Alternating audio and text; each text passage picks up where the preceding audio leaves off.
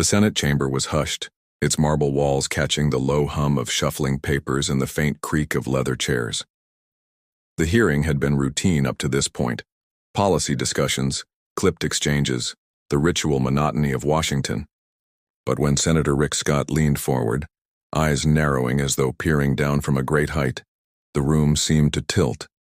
His voice was sharp, measured not for inquiry but for incision. "Well, Congresswoman," he began, the words stretched with mock courtesy, "some of us are here to legislate, not to play at politics." A smirk curved his lips as he let the insinuation hang. He didn't need to say more. The cameras, rolling steadily from their fixed positions, caught everything, the gleam in his eye, the condescension dripping from each syllable. He wasn't merely asking a question. He was staging a humiliation. The silence that followed was intentional, almost cruel. It was the silence of a man certain his words had struck, certain that his decades in power gave him license to diminish those he viewed as beneath him. In that stillness, the posture of the old guard revealed itself, centuries of authority hoarded, wielded like a gavel against anyone bold enough to step outside the boundaries they had drawn. Across the long table, Jasmine Crockett sat perfectly, still. Her gaze didn't waver, though a flash of heat sparked in her dark eyes. She leaned back in her chair, not retreating but coiling, her silence deliberate. There was no rush to answer, no scramble to defend. She let the weight of Scott's words linger in the air, let the tension gather like a storm. The pause unsettled him. Crockett had heard variations of this insult before. The suggestion that she was a performer, not a policymaker. That her presence in this chamber was spectacle, not substance. That she was too loud, too fiery, too unwilling to know her place. The script was familiar. But this time the stage was larger. This was not a courtroom in Texas, not a local town hall. This was the U.S. Senate chamber, broadcast live. To the nation, clipped and shared in real time across 1,000 digital feeds. Scott's smile tightened when she didn't immediately react. He shifted in his chair, tapping his pen against the table as if to punctuate the silence. The performance was clear. He expected her to shrink, to stammer, to lash out in a way that would confirm his caricature. But Crockett's composure was unshakable. A murmur rippled through the gallery above, faint but perceptible. Spectators sensed the shift, as though two currents had collided beneath the polished surface of procedure. Even the stenographer's keys seemed to hesitate, the air growing dense, charged with anticipation. Crockett finally tilted her head, a small, measured motion that conveyed volumes. Her lips parted, but instead of rushing to respond, she allowed the corners of her mouth to curl into something between a smile and a warning. Her silence was not weakness, it was strategy. Scott's voice broke in again, sharper now, impatient. "Do you have an answer, Congresswoman? Or should we assume this is just more theatrics?" The word landed like a stone tossed into still water. The echo of his disdain rippled outward, striking nerves far beyond the chamber. The insult was not aimed at policy. It was aimed at her very right to occupy that chair. Crockett inhaled slowly, drawing in the moment like oxygen before a flame.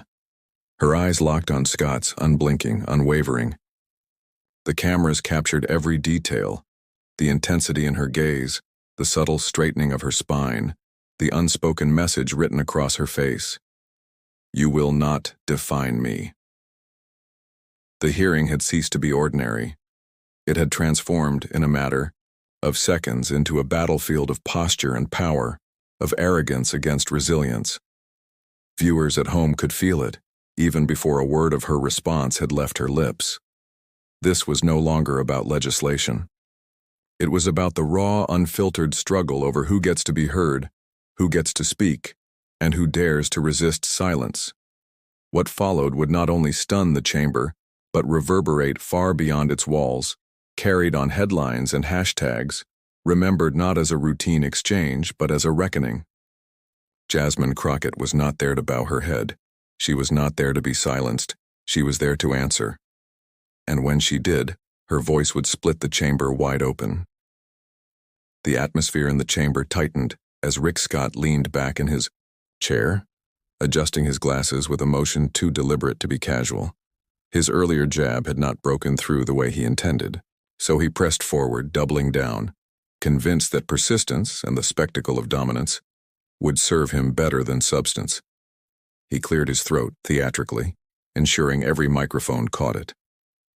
"Congresswoman Crockett," he said slowly, as if each syllable carried the authority of the office he occupied. "It seems to me that you spend more time chasing headlines than drafting policy." His words cut through the air, each one intended to sting. "This body is about results. It's not a stage for, well, performative outrage." A couple of heads turned in the chamber. The phrase, performative outrage, carried weight, not just as an insult but as a dog whistle. It framed Crockett not as a serious lawmaker but as an entertainer, a caricature. It was the oldest trick in the political arsenal. Discredit your opponent not with facts but with narrative. Scott knew what he was doing. He had built his political career on careful calibration, striking a tone that his supporters read as firm, authoritative, unflinching. He wasn't seeking clarity here. He was performing for an audience beyond the room, conservative networks, donors, voters who craved the image of a senator putting a firebrand in her place. He leaned forward, again, pressing the moment. "When I served as governor of Florida, we focused on concrete policy, jobs, growth, law and order. That's how you get things done, not by shouting into cameras." Crockett let out the faintest laugh. Not a laugh of amusement, but the kind that slices tension like a blade. Her eyes flickered toward the cameras, then back to Scott. "Funny," she said, her voice calm but edged with steel. "Because last I checked, the people didn't elect us to protect the comfort of senators. They elected us to confront the truth, even if that truth makes you uncomfortable." Her words landed crisp and cutting. But Scott wasn't finished. He pressed, hoping to corner her, to provoke a misstep. "Confronting truth?" He allowed himself a dry chuckle. "Congresswoman, your brand of politics is all heat and no light. America needs leaders, not performers." The insult was surgical. It wrapped Crockett's passion in the language of recklessness, her fire rebranded as folly. He wanted to strip away her legitimacy, reduce her to a figure of noise, a distraction. The room shifted again. Aides scribbling notes, cameras tightening their zoom, the press gallery leaning in with sharpened pencils. They could feel the stakes escalating, the hearing morphing from oversight to theater. Crockett straightened her papers but didn't look down. She let Scott's words linger, like embers crackling in the air. Then she lifted her chin, her voice, low and deliberate. "You talk about heat and light, Senator. Let me remind you, heat is what makes people pay attention. And light, that's just truth laid bare. Maybe what bothers you isn't that I bring too much of it, but that your record can't stand under either." Gasps flickered through the chamber. It wasn't a yell. It wasn't a rant. It was surgical, precise, the mirror image of Scott's tactic.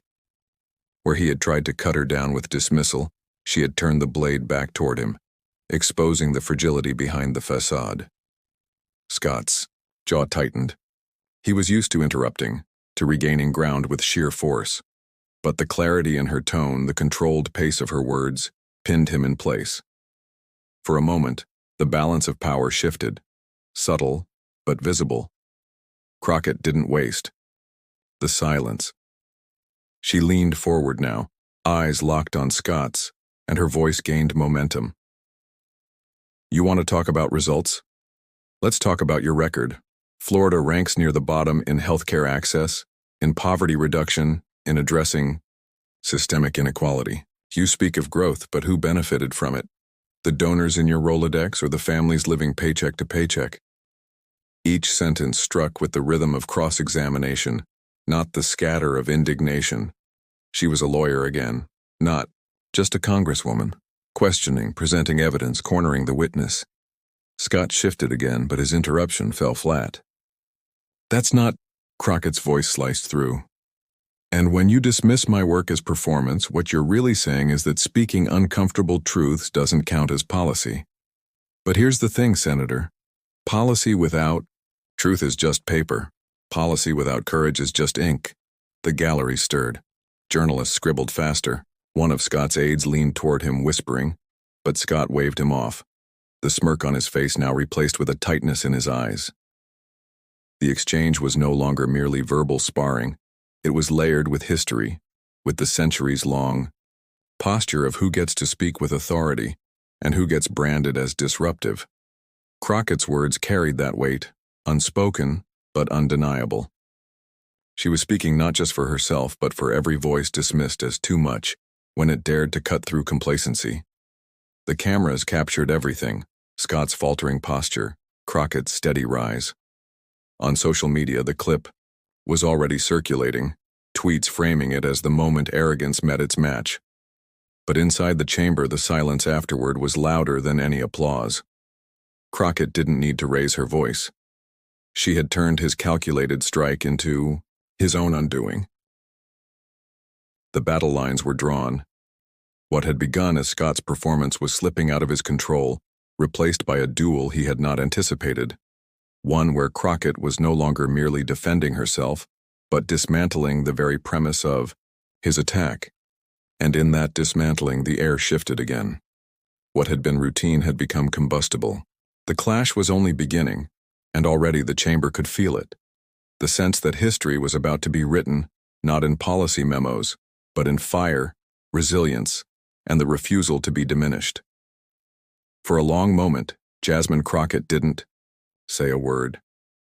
The Senate chamber, always a place of noise, papers shuffling, voices murmuring, the drone of procedural language, seemed to collapse into stillness. She sat there with her hands folded neatly on the desk, her eyes fixed on Rick Scott, her breathing even. Silence was not absence. It was weaponry, and she wielded it like someone who had been underestimated her whole life. Scott's smirk wavered. He had expected fire immediately, the kind of sharp retort that would give him a reason to lean back and dismiss her as emotional, erratic, unprofessional. But the silence stretched. Too long. Long enough for the cameras to linger, long enough for the audience in the gallery to lean forward, long enough for that smirk of his to harden into something else: discomfort. Crockett let the seconds bleed out. In her stillness lived a story. Years of watching women like her, especially black women, branded with labels meant to shrink them. Too loud, too angry, too unqualified. She had been told in courtrooms that she was dramatic. She had been told in debates that she was divisive. And yet, each time she had learned the same lesson. The silence before you strike can be more devastating than the blow itself. She tilted her head, almost imperceptibly.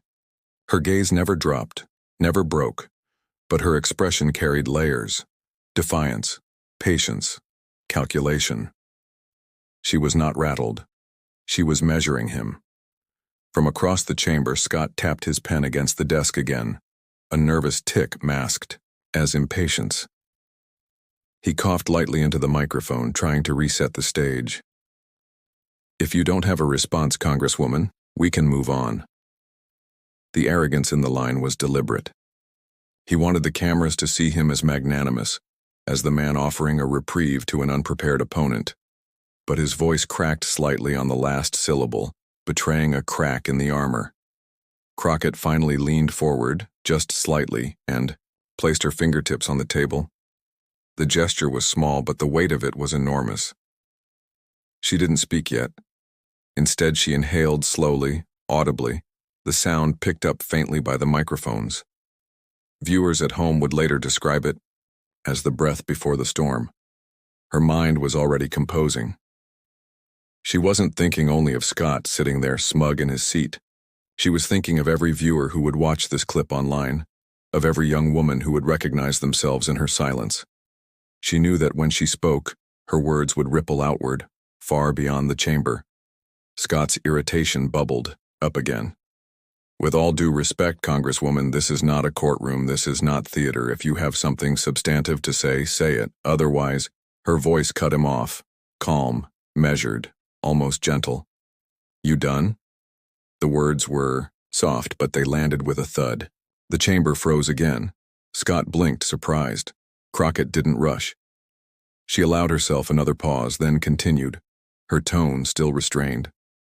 Because what I've learned in my years, in the courtroom, in the community, and now, here, is that people who interrupt most often do it because they know their argument won't stand on its own. Scott opened his mouth, but she lifted her hand slightly, palm outward, not in defiance but in command. Don't worry, I'll give you your turn again. But now, it's mine. The gallery stirred. The reporters scribbled faster. A senator, at the far end, shifted uncomfortably in his chair, sensing the tectonic plates beneath the room moving. Crockett straightened, her voice gaining just a little more force. You accused me of performance. You accused me of heat without light. But what you've mistaken for theater is something you may not recognize. Restraint. The choice not to explode when condescended to. The choice to wait. To measure. To let your words expose themselves before I respond. Scott shifted again, his pen now motionless. Crockett let her gaze sweep the chamber briefly before settling, back on him. I will respond, and when I do, it will be with facts, not smirks. With history, not cheap shots, and with truth, the kind that doesn't flinch just because someone in power wants it to. Her words were not yet fire. They were the match, held still in the air just before it struck the box. The tension grew unbearable. Everyone in that room knew the storm was coming, and that Scott, for all his posturing, had no idea how to weather it. The silence that had once been his weapon was now hers, and in that silence Jasmine Crockett prepared to rewrite the moment.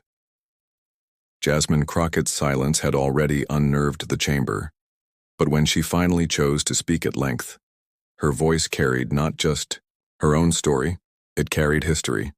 She didn't leap directly into defending herself. She widened the frame. She took the insult Rick Scott had thrown and held it up as a mirror, forcing the room, and the nation, to see more than just a petty exchange. Her tone was even, her cadence deliberate. Senator, I've been told before that my voice is too loud, too disruptive. That I should sit down, let someone else take the mic. That's not new, that's a tradition in this country. A ripple of unease crossed the chamber. She wasn't sparring anymore, she was testifying. She continued, her eyes not leaving Scott's. Fannie Lou Hamer was told she didn't belong when she demanded a seat at the Democratic Convention. Shirley Chisholm was told she was nothing but a spectacle when she ran for president. Barbara Jordan was called theatrical when she spoke truth during Watergate. Crockett's voice hardened slightly. Every one of them was told their fire made them unserious, and every one of them proved their critics wrong. The gallery above the chamber grew still, as if the ghosts of those women had entered the room with her words. Crockett leaned forward now, her elbows lightly resting on the desk, her posture commanding without being aggressive. You accuse me of performance, she said. But let me remind you, history doesn't remember the Yaiko men who told Fannie Lou to hush. History remembers that she refused. It doesn't remember those who sneered at Shirley Chisholm. It remembers her courage to run when no one else dared. Rick Scott shifted in his chair, trying to maintain composure, but his eyes betrayed him. He hadn't expected this. He had come prepared for a joust, not a reckoning. Crockett's voice rose slightly, not in volume but in weight. So when you call me theatrical, Senator, you're not just speaking to me. You're repeating an old refrain. One used to dismiss the voices of women, of black women, of anyone who dares to demand more from the halls of power than the comfort of those already sitting here. Her words weren't just a rebuttal, they were an indictment. The chamber could feel it, the way the ground shifted beneath her speech. She was transforming Scott's insult into evidence, evidence of a long tradition of dismissal, which she now placed on trial before the entire nation. Scott cleared his throat, interrupting, his voice cutting into the tension. With all due respect, Congresswoman, this isn't about history. It's about the here and now. You can't hide behind. Crockett's voice cut through, firm, unflinching. I don't hide, Senator. I stand in a lineage. And the here and now you speak of? It's built on the echoes of what came before. You don't get to erase that just because it makes you uncomfortable. The interruption had backfired. Instead of derailing her, it sharpened her point. She let her gaze sweep across the chamber again, catching the eyes of colleagues, aides, reporters, anyone willing to meet her stare. When you try to humiliate me, you're not just talking to Jasmine Crockett. You're talking to generations of women who refuse to stay quiet. And I'll tell you this, Senator, they didn't fold, and neither will I. The words hung heavy, charged, undeniable. A staffer in the corner swallowed hard, realizing that the hearing had ceased to be a procedural exchange. It had become a stage for something bigger, something historical. Scott shifted again, this time clasping his hands tightly as if anchoring himself. He forced a thin smile. You're very good at rhetoric, Congresswoman. But rhetoric doesn't make policy. Crockett allowed herself a brief cutting smile.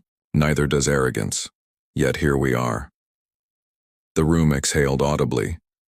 Even those who disagreed with her politics could not deny the force of her delivery, the way she had turned the insult into a sweeping declaration. And somewhere, in living rooms and on phone screens across the country, viewers watching the live feed felt the resonance. Some whispered her words aloud, others tweeted them in all caps. Because what they heard was not just a clapback, it was the sound of history, alive in the chamber once more. For Scott, it was a tactical maneuver gone wrong. For Crockett, it was a deliberate pivot, away from being cornered into defense and toward redefining the entire moment as one where his dismissal revealed more about him and about the system than it ever could about her. The historical echo had been struck, and its reverberations were only beginning to shake the walls. Rick Scott reclined in his chair as if the chamber itself belonged to him. His lips curled into a thin, knowing smirk, the kind of expression that didn't just dismiss Jasmine Crockett, but dismissed the generations of voices she carried with her. His posture radiated the confidence of a man who had spent decades in rooms where power was protected by tradition, not merit. The cameras caught it, that smug half-smile, eyes narrowing as if savoring the presumed victory. The silence that followed his insult was, for him, confirmation. He believed he had already won. His gaze swept the room slowly, deliberately. A few of his colleagues chuckled under their breath, leaning toward one another in whispered approval. Others shifted uncomfortably in their seats, aware of the weight of what had just unfolded yet unwilling to challenge him. Rick Scott saw only validation in their stillness. Jasmine Crockett, however, remained unshaken. She didn't flinch, didn't look away. Her chin tilted upward just slightly, the faintest flicker of a smile tugging at her lips. She knew that smile unnerved men like him. It wasn't a smile of concession, but of warning. "Is that all you've got?" she asked, her voice calm but edged with fire. The words weren't shouted. They didn't need to be. They rolled across the chamber with a quiet force that carried farther than Scott's insult ever could. Scott's smirk faltered for a fraction of a second, just long enough to be caught by the lenses trained on him. But then it returned, broader, as if to disguise the momentary crack in his armor. He leaned back again, letting out a short, dismissive laugh that wasn't shared by anyone else in the room. "You really think this is your stage, don't you?" he said, voice dripping with mockery. Jasmine's eyes sharpened, her presence expanding to fill the room. "No," she said, her words cutting through the chamber air like glass. "I don't think this is my stage. I think it's the people's. And I won't let you turn it into your private theater of arrogance." The audience behind the rail, journalists, aides, visitors who had lined up hours earlier to witness the hearing, stirred. Phones tilted upward, pens scribbled furiously. They could feel it, the current of history humming in the chamber, waiting for a spark. Rick Scott's smirk remained, but now it looked strained. He tugged at his cufflink, cleared his throat, glanced at his notes though he wasn't reading them. His performance of untouchable authority was beginning to fray, thread by thread, unraveling under the weight of Crockett's steady, unyielding defiance. And for the first time in that hearing, the old guard's smile looked less like dominance and more like desperation. The hearing pressed on, yet the air inside the chamber was no longer steady. Every exchange seemed to tremble on the edge of collapse. Senators shuffled papers more loudly than usual, staffers exchanged nervous glances, and the press corps, perched in their section like vultures circling a battlefield, adjusted their lenses and microphones, sensing that the story had only just begun. Rick Scott leaned back in his chair, lips pursed, his hand tapping the polished wood as though keeping time to some private rhythm of control. He thought he had won the room with his jab, but the undercurrent suggested otherwise. A restlessness was building, an awareness that Crockett was not retreating, but advancing, word by word, breath by breath. Jasmine Crockett adjusted the microphone. Before her, not hurriedly but with the deliberate calm of someone sharpening a blade in full view of the crowd. Her voice, steady at first, began to rise with each phrase. She was not shouting. She did not need to.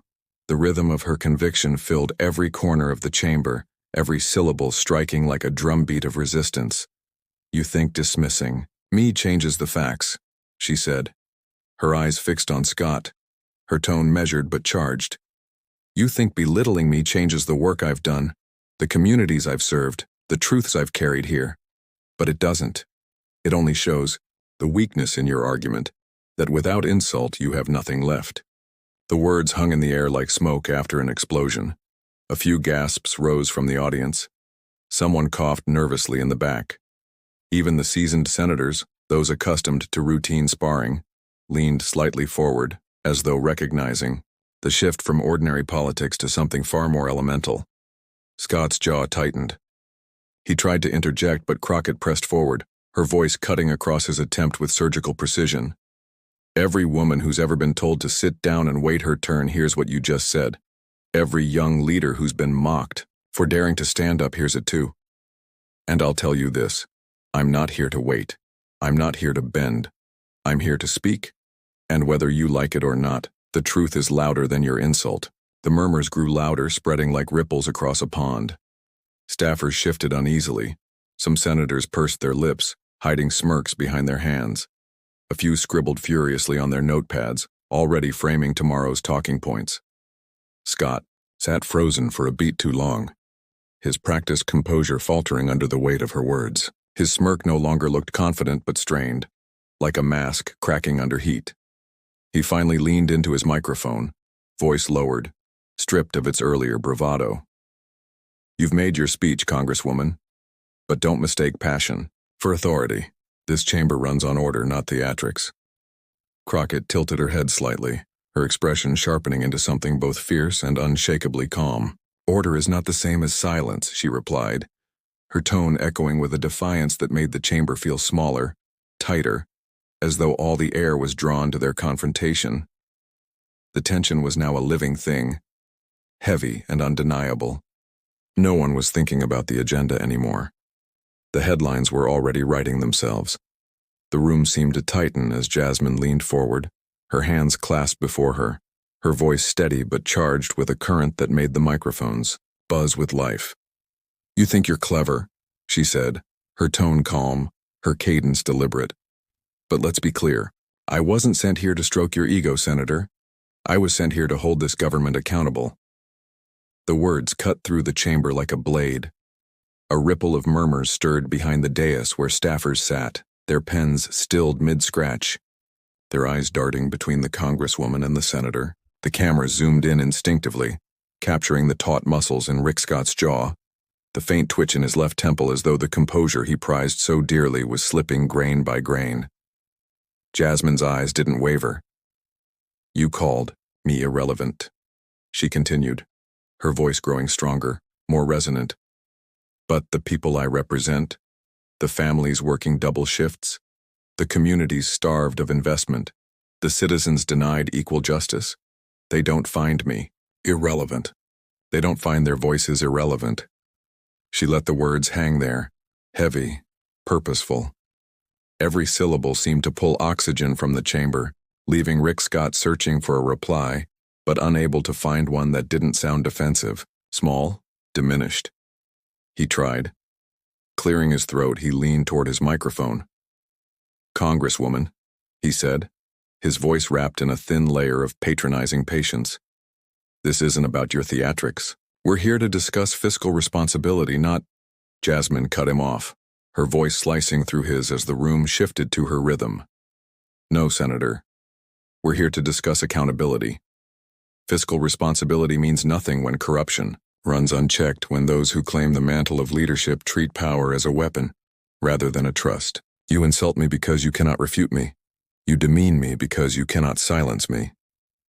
The chamber erupted in an audible swell. Reporters typed frantically, cameras flashed, and aides whispered in disbelief. A young intern seated at the back leaned to his colleague and muttered, "She just flipped the script." Rick Scott sat back, eyes narrowed, lips pressed thin.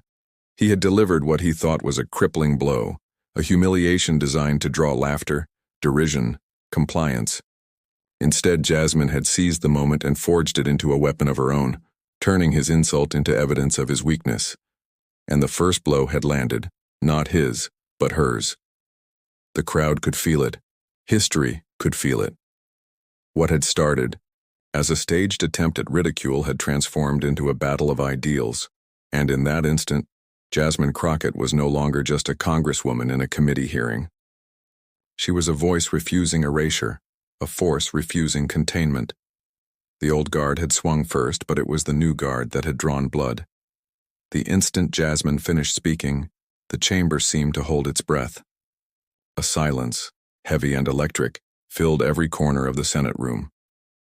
For a fleeting second, it was as if the walls themselves had absorbed her words, the history of defiance, the fire of conviction, the unshakable refusal to be diminished. And then came the reaction. The murmurs started first, a low ripple among the aides, journalists, and staffers lining the walls. Their eyes darted from Jasmine to Rick Scott, as though unsure whether they had just witnessed a fleeting spark or a historic explosion. Phones were raised, thumbs moved quickly across screens. Twitter, Instagram, TikTok, live blogs. The world was already being informed. Clips of Crockett's fiery rebuke were spreading before the sound in the chamber even rose again.